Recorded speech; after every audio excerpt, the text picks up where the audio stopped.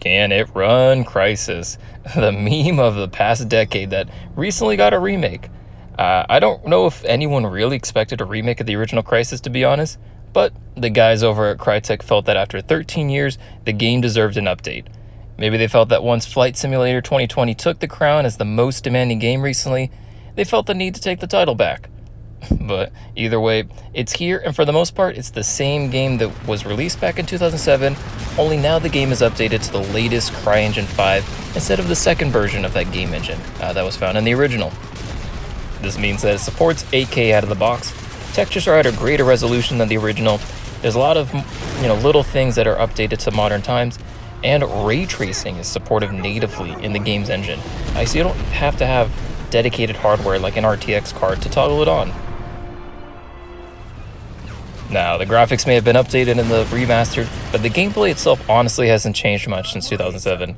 You play as a Black Ops soldier in a secret US Special Forces group called the Raptor Team that has access to these futuristic nanosuits that basically give you superpowers like super speed or more armor while getting shot, and you're tasked with saving a scientist in an island in the Philippines.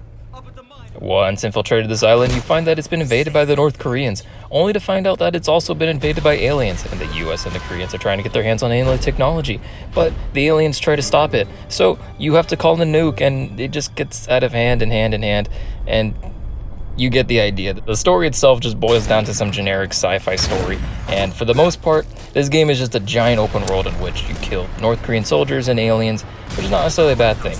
This game is an awesome sandbox game, and that's truly what this was.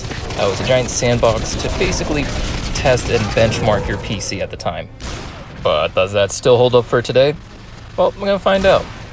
Today I'm going to be using my recently built $325 PC and see if it can run Crysis Remastered.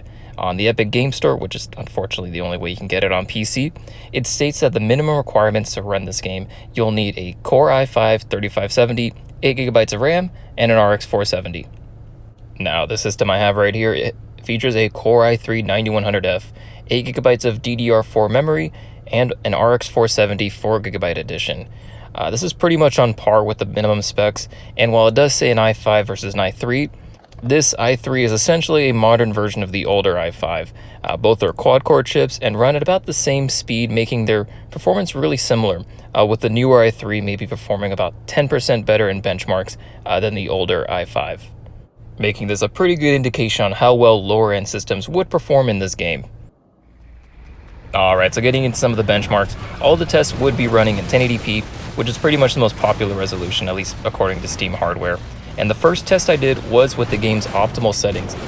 This is the recommended settings when you first boot up, and the game recommended the lowest settings after scanning my hardware.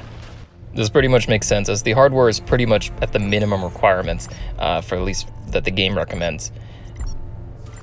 And pretty much good news for anyone running these minimum specs, because with an average of 88.2 FPS, this game is either really well optimized or they might have overestimated their minimum specs at the lowest settings, because that's some pretty decent frame rates, especially at these settings. Cranking things up, it's probably going to change, but if you're just looking to run the game, you can definitely get away with a lot lower end hardware, I suspect. And the minimum requirements for this game will definitely run Crysis.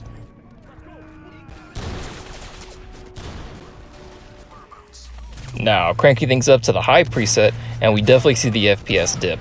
This is the first time we can toggle on the ray tracing setting, and it really affected the performance.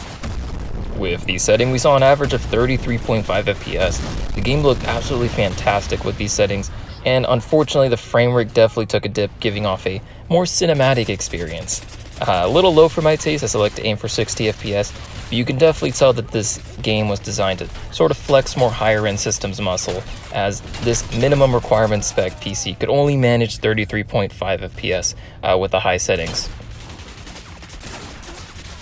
Now, the next test I performed was trying to find a happy medium between the two. Turning off ray tracing, and with a mixture of high and medium settings, I was able to achieve this. With an average of 59.3 FPS, this was still a good looking experience, as it looked almost on par with the high settings, but the game ran much smoother. And honestly, the way to go if you do want to pick this title up and you have a similarly spec'd out PC. But this is Crysis after all, and the developers have included a balls to the wall, throw every graphical option in the kitchen sink mode here, turning things up to the maximum settings, and this PC definitely tells a different story.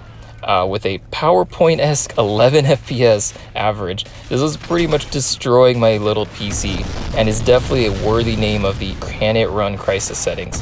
The fact that this absolutely tanked my PC at 1080p makes me wonder what kind of supercomputer you need to actually get this running at like 4K 60, as this was 1080p maximum settings. And looking at some other people with some pretty high-end hardware, this game is definitely going to take a while before the hardware can definitely catch up to maybe play this game at like 4K 60 FPS, or even 8K, which is like the next big thing that's coming to gaming.